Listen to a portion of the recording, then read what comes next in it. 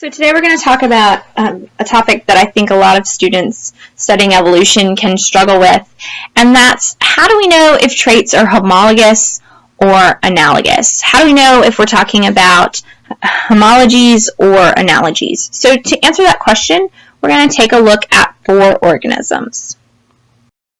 So what do these species all have in common? We've got a pigeon, we've got a flying fox, or a fox bat, as he's better known. We've got a Japanese flying squirrel and a moth.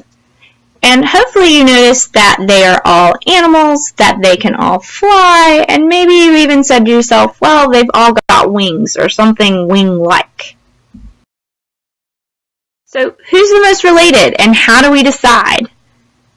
Well, scientists look at the structures first, so let's take a look. We've got the moth, the bat, the bird, the flying squirrel, and if you had to choose which of these is the least like the others, which one doesn't belong, hopefully it's a no-brainer. It's the moth. Is that they are all built from many individual bones. These 3 limbs. They are all spin-offs of the same basic bone layout. So I'm going to highlight for you, there's this main limb here, or main arm bone, excuse me, and then there's 2 arm bones. It's hard to see it on the bat, but they're there, 2 bones here, 2 bones there, and so they all have these similar bone structures. So how do they get these bone structures? Why are these limbs so similar? Well, that's because they were inherited from a common ancestor. The bat had parents who had DNA that have a gene that says make an arm with these bones. Same for the bird, same for the flying squirrel. Even though those genes might be a little different, they're still the same gene that says make an arm bone passed from a common ancestor. And so when we have traits that are passed from a common ancestor, that's what we call homology or homologous structure. So looking here, all 3 of these have homologous or similar limbs. So now, if I was going to ask you to get rid of one again, who would you get rid of? Hopefully, you're thinking, well, that bird. But what? How are the bat and bird limbs different? Well, if we take a look here, the bat has wings that have extended skin flaps, whereas the bird has feathers that extend. So skin flaps versus feathers that extend from the arm, letting us know these did not evolve from a common ancestor. They had separate evolutionary origins. Why are they so similar then? Well, because they both experience natural selection. The bat has an ancestor who survived better because it had the ability to fly. Same with the bird, and so that got passed on.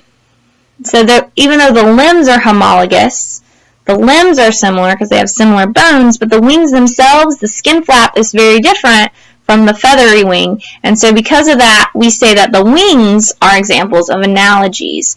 An analogy tells you how something is similar to something else.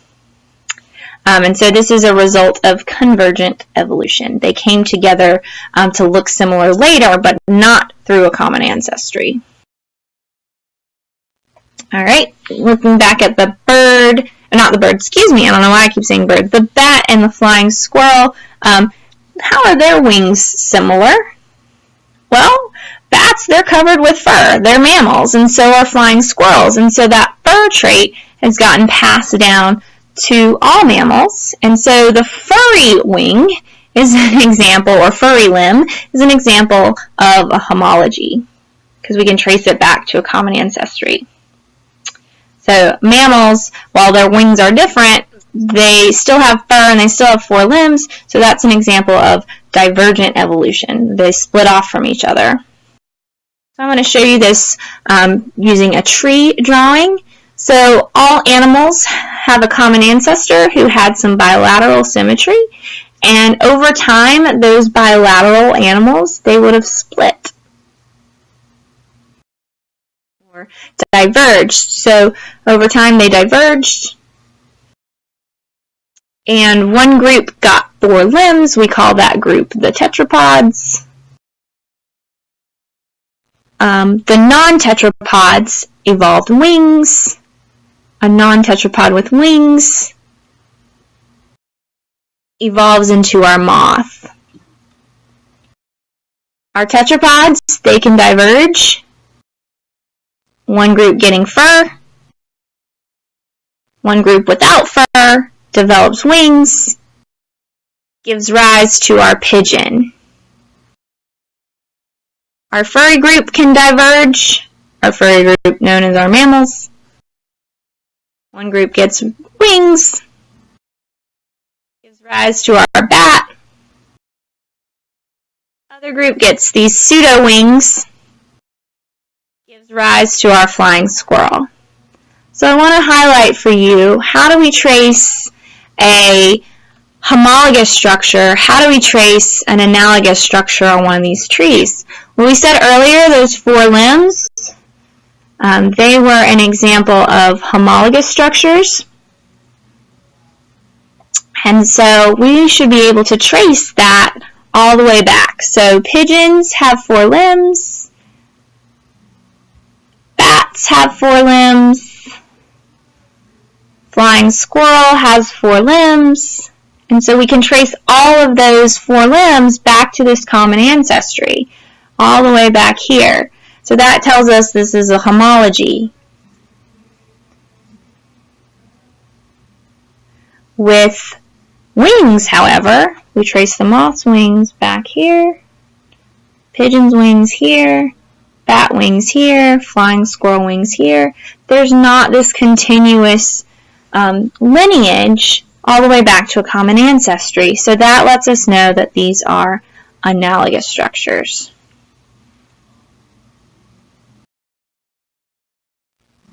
So here's some examples. Take a look at the dolphin and the shark. They look pretty similar, right? They both got this dorsal fin. They got the flippers.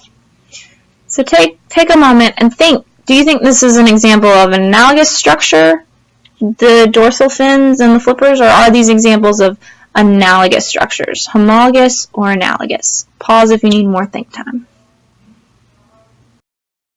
Well, let's take a look again. Can we trace this back all the way down to a common ancestor? So we've got the aquatic vertebrates getting the fins and the flippers. That doesn't go continuously.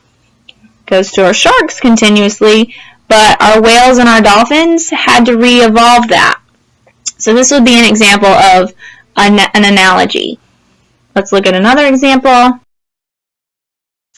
Hind limbs, frog and rabbit. Do you think these are analogies or homologies?